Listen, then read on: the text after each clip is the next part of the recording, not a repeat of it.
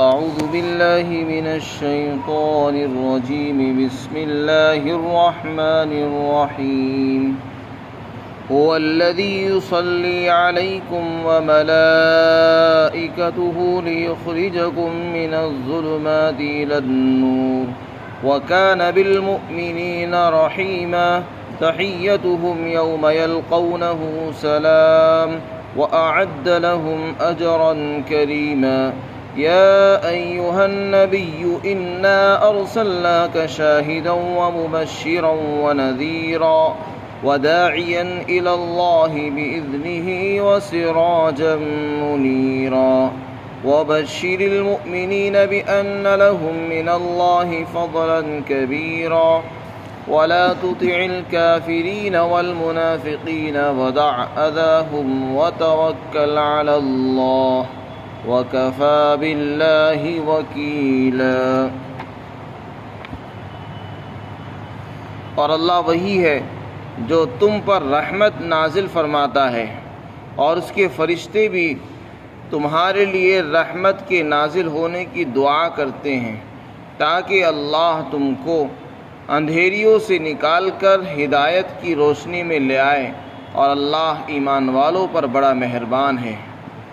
اور جس دن ایمان والے اللہ سے ملاقات کریں گے تو ان کا سلام اللہ کی طرف سے یہ ہوگا کہ السلام علیکم، تم پر سلامتی ہو، اور اللہ نے ان کے لیے عزت کا اجر و ثواب تیار کیا ہے۔ اے نبی صلی اللہ علیہ وسلم، یقیناً ہم نے آپ کو گواہی دینے والا بنایا ہے، اور ہم نے آپ کو خوشخبری دینے والا اور لوگوں کو ڈرانے والا بنا کر بھیجا ہے، اور ہم نے آپ کو اللہ کے حکم اور اس کی اجازت سے اللہ کی طرف حق کی دعوت دینے والا بنا کر بھیجا ہے، اور آپ کو ہم نے روشن چراغ بنا کر بھیجا ہے۔ اور آپ ایمان والوں کو اس بات کی خوشخبری سنا دیجئے کہ اللہ کی طرف سے ان کے لیے بڑا فضل ہے، اور آپ کافر اور منافقین میں سے کسی کی بات نہ مانیے، اور آپ ان کی تکلیفوں کی پرواہ نہ کیجیے، ان کی تکلیفوں کو چھوڑ دیجیے اور صرف اللہ پر بھروسہ کیجیے، اور اللہ کام بنانے کے اعتبار سے کافی ہے۔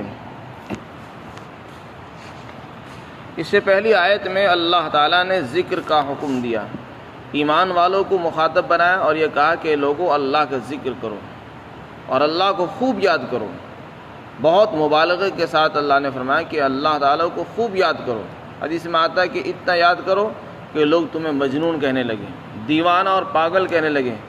اتنا اللہ کا نام لو اور اتنا اللہ کو یاد کرو کہ لوگ تمہیں مجنون کہنے لگے کہ دیوانہ ہو گیا، کہ تو پاگل ہو گیا، کہ بس ہر وقت اللہ اللہ کرتا رہتا ہے۔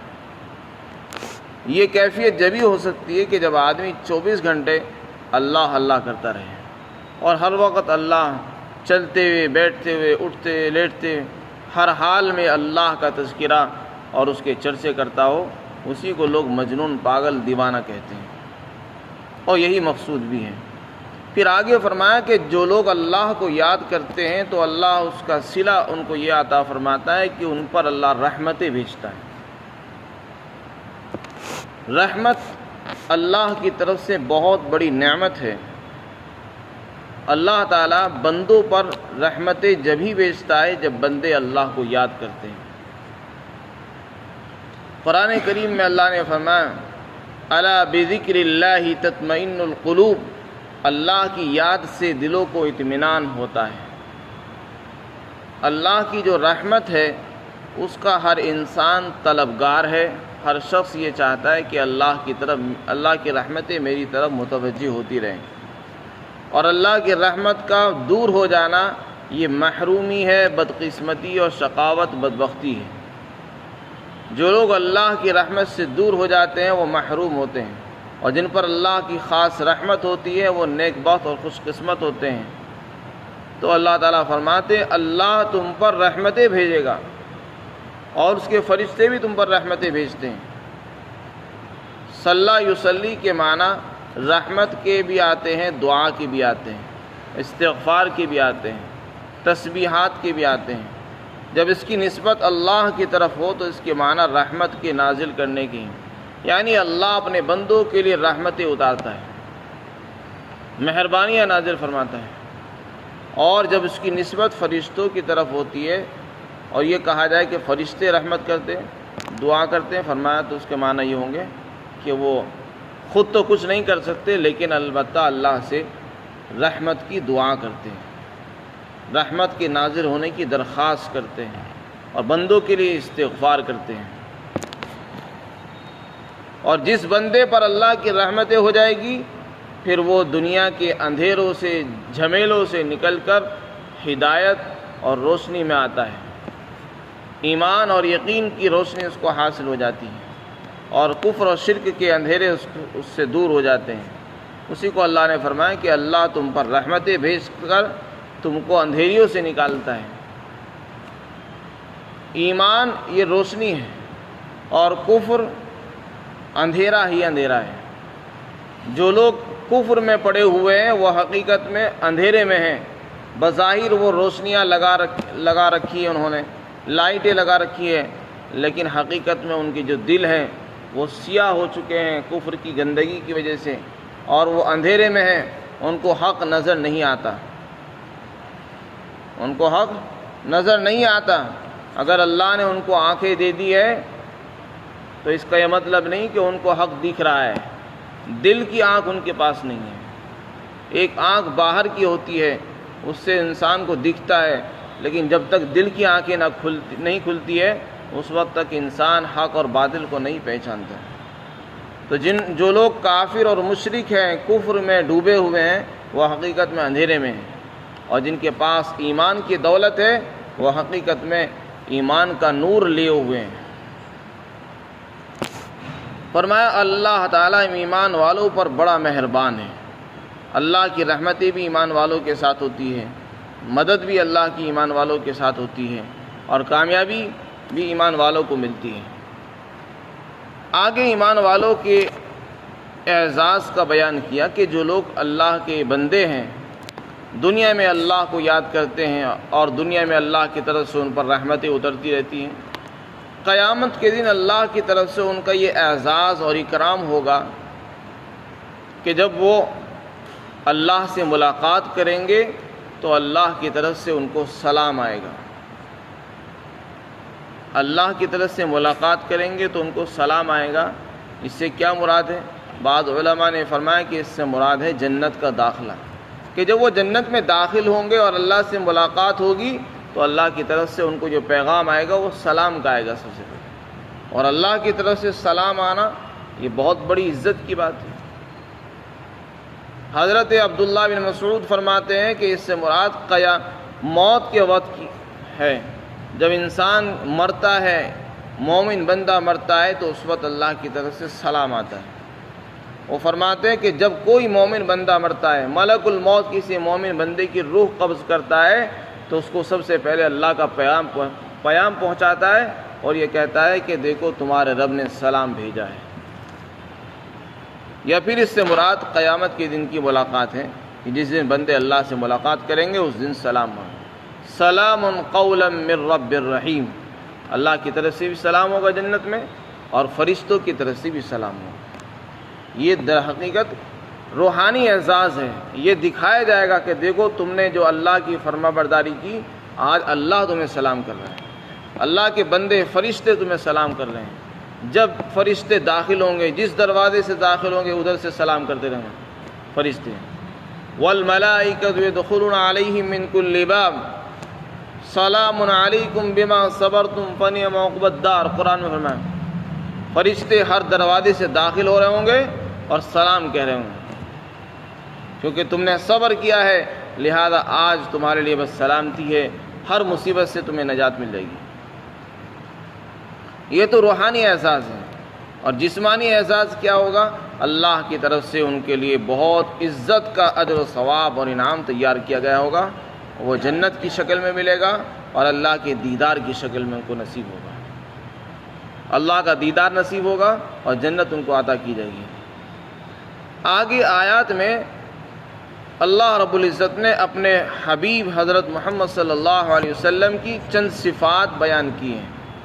جس سے آپ کے اعزاز کو اور آپ کے کمالات کو بتانا مقصود ہے کہ آپ اللہ کی نظر میں کتنے اونچے آدمی ہیں۔ حضرت مفتی شفیع صاحب نے لکھا ہے کہ یہ آیت آپ کی تسلی کے لیے نازل ہوئی ہے، اور یہ بتایا کہ اے نبی علیہ الصلاۃ والسلام، جو لوگ آپ کو نہیں پہچان پا رہے ہیں، آپ کے بلند مقام کو نہیں جانتے، آپ کتنے اونچے آدمی ہیں، وہ آپ کے مرتبے سے واقف نہیں ہیں، تو آپ ان کی پرواہ مت کریں، ان کو ان کے حال پر چھوڑ دیں۔ کوئی آدمی آپ کو گالی دے رہا ہے تو اس کا یہ مطلب نہیں آپ بھی اس کو گالی دیں۔ صحیح بات یہ ہے کہ وہ آپ کے مرتبے کو نہیں جانتے، آپ کتنے اونچے آدمی ہیں وہ آپ کے علم سے ناواقف ہیں، آپ کے مقام سے ناواقف ہیں، نابلد اور جاہل ہیں۔ تو اگر آپ ان سے الجھیں گے یہ آپ کے منصب نبوت کے بھی خلاف ہے۔ کیا آپ کے لیے اتنا کافی نہیں ہے کہ ہماری نظروں میں آپ بہت اونچے ہیں؟ دنیا والے کافر اور مشرکوں کی نظر میں تم ذلیل ہو، ان کی پرواہ مت کرو، تم ہماری نظروں میں عزیز ہو، عزت دار ہو، مکرم ہو، بس یہ بات تمہارے لیے کافی ہو جانی چاہیے۔ اور جو کچھ بھی لوگوں کو ملا ہے وہ آپ ہی کے واسطے سے ملا ہے۔ ایمان والوں کی جو شان بیان کی گئی ہے وہ آپ ہی کے تو واسطے سے ہوئی۔ ایمان والوں کو جو کچھ ملا وہ آپ ہی کے واسطے سے ملا، اور اس سے بڑا اعزاز کیا ہوگا کہ ہم نے آپ کی بات کو ہی معتبر مان لیا ہے۔ آپ جو کہہ دیں گے بس وہی آخری لکیر ہوگی اور وہی آخری بات ہوتی ہے۔ ہم آپ کی بات پر کسی گواہ کو نہیں لائیں گے۔ آپ نے کہہ دیا کہ انہوں نے مجھے پریشان کیا تو ہم آپ مان لیں گے۔ اس سے بڑے اعزاز کی اور کیا بات ہے کہ آپ کی ہر بات قبول کی جائے گی۔ ہم آپ سے یہ بھی نہیں کہیں گے کہ آپ اپنی بات پر گواہی پیش کرو۔ ہم نے تو آپ کو خود گواہ بنا دیا ہے، ہم نے آپ کو اتنا اونچا مقام دیا ہے کہ آپ گواہی دیں گے خود، اور آپ جو کہہ دیں گے وہ بات معتبر ہوگی۔ تو اس لیے سب سے پہلی صفت بیان کی کہ ہم نے آپ کو گواہ بنایا ہے۔ گواہ کا کیا مطلب ہے؟ گواہ کا ایک مطلب تو یہ ہے، حضرت عبداللہ بن مبارک نے سعید بن مسیب سے نقل فرمایا، وہ فرماتے ہیں کہ کوئی دن اور کوئی رات ایسا نہیں ہوتا جس دن ہر دن اور رات صبح شام رسول اللہ صلی اللہ علیہ وسلم کے سامنے امت کے اعمال پیش نہ ہوتے ہیں۔ بعض روایت میں کہ ہفتے میں پیش ہوتے ہیں، اور آپ اپنے ہر امتی کو اس کے اعمال سے، اس کی علامتوں سے پہچانتے ہیں۔ تو پوری امت کے اعمال حضور کے سامنے ہیں۔ جب امت کے اعمال آپ کے سامنے ہیں تو آپ ان امت کے اعمال سے واقف ہیں، اور آپ امت کے اعمال کی گواہی دیں گے۔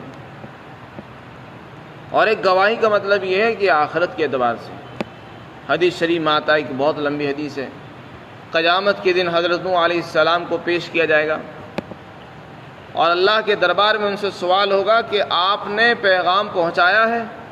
ہم نے آپ کو ایک ذمہ داری دی، نبی بنایا، پیغام پہنچانے کے لیے ہم نے آپ کو بھیجا، تو کیا آپ نے ہمارا پیغام ہمارے بندوں کو پہنچایا؟ تو وہ جواب دیں گے کہ جی پروردگار، کہ میں نے آپ کا پیغام بندوں تک پہنچایا۔ لیکن ان کی جو امت ہوگی وہ انکار کر دے گی، وہ کہے گی کہ ہمارے پاس کوئی پیغام پہنچانے والا، کوئی بتانے والا ہمارے پاس کوئی نہیں آیا تھا، یہ جو کہہ رہے ہیں غلط کہہ رہے ہیں۔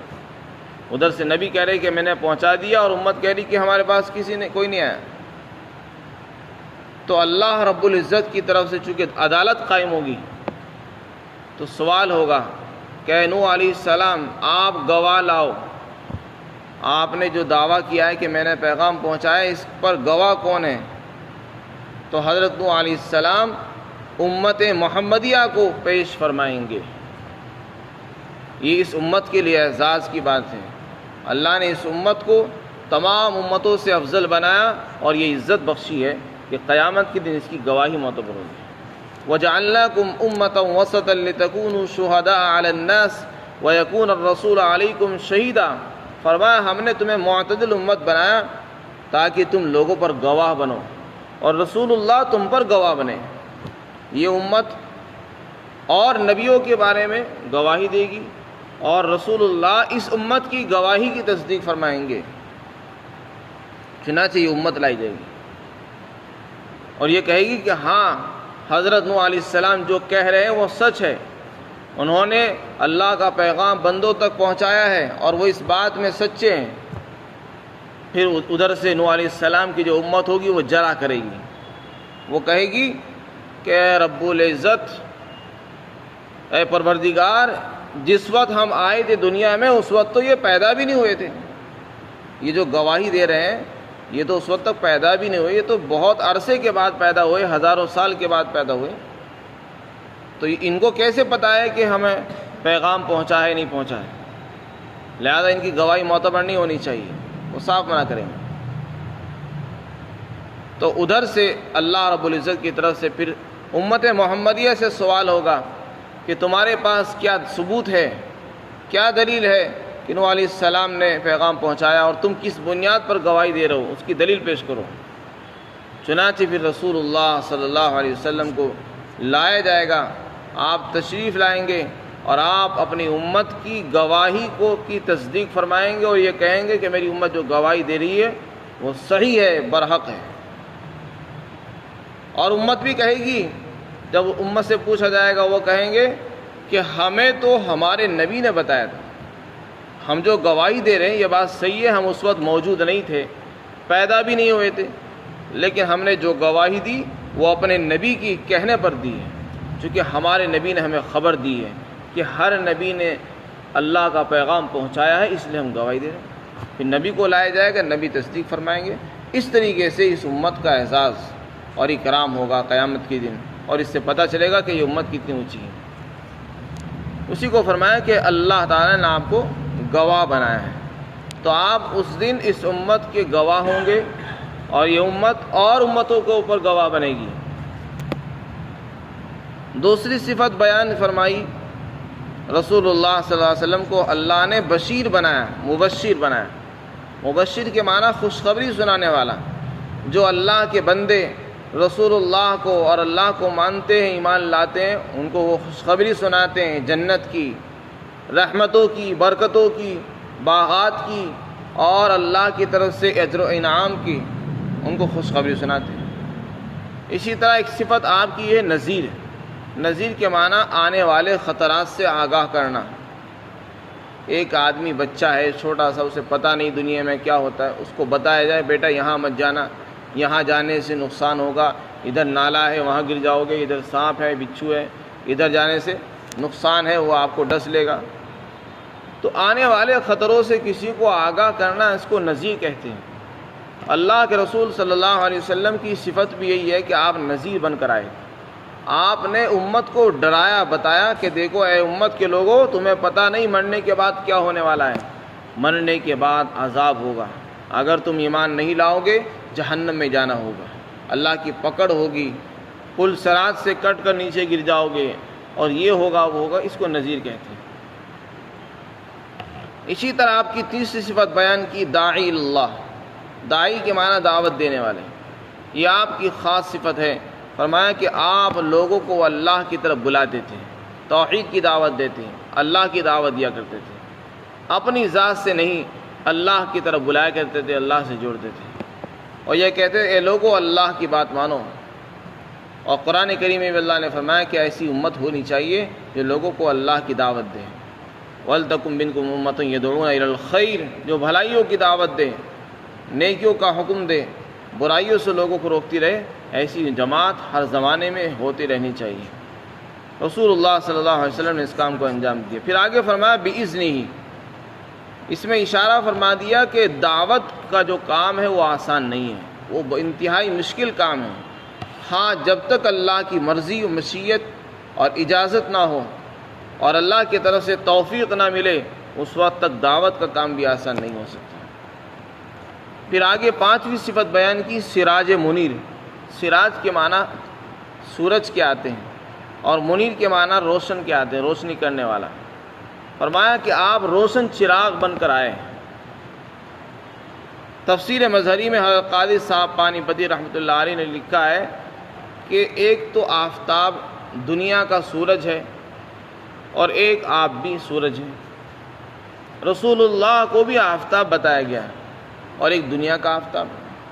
دنیا کے آفتاب سے دنیا روشن ہوتی ہے، عالم جگمگاتا ہے، اور لائٹوں کی ضرورت نہیں پڑتی، ایسی روشنی ہوتی ہے کہ ساری لائٹیں اور روشنیاں بند کر دی جاتی ہیں اور پوری دنیا اسی ایک سورج سے جگمگاتی رہتی ہے۔ اور جیسے وہ سورج جاتا ہے تو لوگوں کو روشنی کی ضرورت محسوس ہونے لگتی ہے۔ لیکن سورج سے ظاہر عالم روشن ہوتا ہے۔ رسول اللہ صلی اللہ علیہ وسلم کو اللہ نے سورج سے ساتھ تشبیہ دی ہے، سراج منیر۔ اس کا کیا مطلب ہے؟ انہوں نے فرمایا کہ سراج منیر کا مطلب یہ ہے کہ آپ بھی اپنے صحابہ کے لیے اور امت کے لیے سورج کے مانند تھے۔ جیسے سورج سے سب کو روشنی ملتی ہے، اس زمانے کے جو صحابہ تھے جنہوں نے آپ کا دیدار کیا ہے اور رسول اللہ صلی اللہ علیہ وسلم کو اپنی آنکھوں سے دیکھا ہے، تو انہوں نے نور نبوت سے روشنی اور فیض حاصل کیا ہے۔ جیسے ہم سورج سے روشنی حاصل کرتے ہیں، صحابہ وہ مقدس جماعت ہیں جنہوں نے نبوت کے نور سے روشنی حاصل کی ہے، براہ راست ڈائریکٹ انہوں نے روشنی نبوت کے نور سے حاصل کی ہے۔ اور یہ امت اور ہم تک جو نور پھیلا ہے، روشنی پھیلی ہے، وہ صحابہ ہی کے واسطے سے ملا۔ تو آپ کی تعلیمات روشنی ہی روشنی ہے۔ جیسے سورج کی روشنی سے پورا عالم جگمگاتا ہے، نبی کی تعلیمات سے دل جگمگاتے ہیں۔ جس کے دل میں نبی کی تعلیم آ گئی اس کا دل روشن ہو گیا۔ جس نے قرآن اور حدیث کو مان لیا اور قرآن حدیث پر ایمان لے آیا، اس کا دل نور نبوت سے جگمگانے لگتا ہے اور چمکنے لگتا ہے۔ تو اس میں اس بات کی طرف اشارہ ہے کہ جو لوگ نبی کی تعلیمات سے دور ہوتے ہیں ان کا دل روشن نہیں ہوتا، بلکہ ان کا دل اندھیرے میں ہوتا ہے، تاریک ہوتا ہے۔ اور جو نبوت کے نور سے قریب ہوتے ہیں، نبی کی تعلیمات پر عمل کرتے ہیں، اللہ ان کے دلوں کو روشن فرماتے ہیں۔ قیامت تک جو لوگ بھی نبی کی تعلیمات سے فائدہ اٹھاتے رہیں گے ان کو نبوت کے نور سے روشنی ملتی رہے گی۔ تو اگر کہیں روشنی چاہیے تو بس وہ ایک ہی راستہ ہے، نبوی تعلیمات۔ اس کے علاوہ دنیا میں جو بھی مذاہب ہیں وہاں آپ کو روشنی نہیں ملے گی، اگر روشنی ہے تو وہ قرآن حدیث کی تعلیمات میں ملے گی۔ پھر آگے فرمایا کہ اے نبی، آپ ایمان والوں کو خوشخبری سناؤ اس بات کی کہ اللہ کی طرف سے ان کے لیے بڑا فضل اور انعام تیار کیا گیا ہے۔ اور آگے آپ صلی اللہ علیہ وسلم کو ہدایت دی کہ آپ تو کسی کے محتاج نہیں ہیں، ہم نے آپ کو بہت کچھ دے دیا ہے، کوئی نہیں مانتا چھوڑ دیجیے۔ لیکن دشمن نہیں چاہتا کہ آپ دعوت کا کام کریں اور حق کا اعلان کریں، توحید کا اقرار کریں، اسلام کے چرچے کریں۔ اس سے دشمن کو الرجی ہے اور اس کو خطرہ ہے کہ کہیں ہمارا نام نہ دب جائے اور اسلام کا نام نہ اٹھ جائے۔ اس ڈر سے وہ آپ کو منع کرے گا بہانے سے کہ ان باتوں کی تبلیغ نہ کرو، ان باتوں کو زور سے نہ کہو، آہستہ سے کرو، زور سے اعلان نہ کرو۔ یہ سب دشمن کے گھبراہٹ کی علامت ہے۔ دشمن یہ سوچتا ہے کہ کہیں اسلام عام نہ ہو جائے، لوگوں کے دلوں تک اسلام کی تعلیمات نہ پہنچ جائے۔ تو فرمایا آپ جو ہے کسی کافر کی بات نہ مانیے، کسی نافرمان فاسق اور باغی کی بات نہ مانیے۔ جو کافر ہے وہ خدا کا باغی ہے، ظالم ہے، اس روئے زمین پر خدا کا رزق کھا کر اللہ کے خلاف بغاوت کرتا ہے، ایسے لوگوں کی آپ بات نہ مانیے۔ اور فرمایا منافقین کی بھی بات نہ مانیے، اور اگر ان کی طرف سے تمہیں تکلیف پہنچے، زبانی یا جسمانی یا عملی طور پر وہ تکلیف پہنچائیں، تو آپ ان کی تکلیف کی پرواہ نہ کریں، بلکہ آپ صبر سے کام لیں اور بھروسہ کیجیے اللہ پر۔ اللہ انتقام لینے کے لیے کافی ہے، اللہ مدد کرنے کے لیے بھی کافی ہے۔ اللہ خود نمٹ لے گا ان سے، اور اللہ آپ کی مدد بھی خود ہی فرما دے گا۔ اور میں اللہ تعالیٰ کارساز ہونے کے اعتبار سے کافی ہے، لہذا آپ تو بس اللہ کے کام میں لگے رہیے، انشاءاللہ سارے کام بنانے والا اللہ ہی ہے۔ اللہ تعالیٰ ہم سب کو عمل کی توفیق عطا فرمائے۔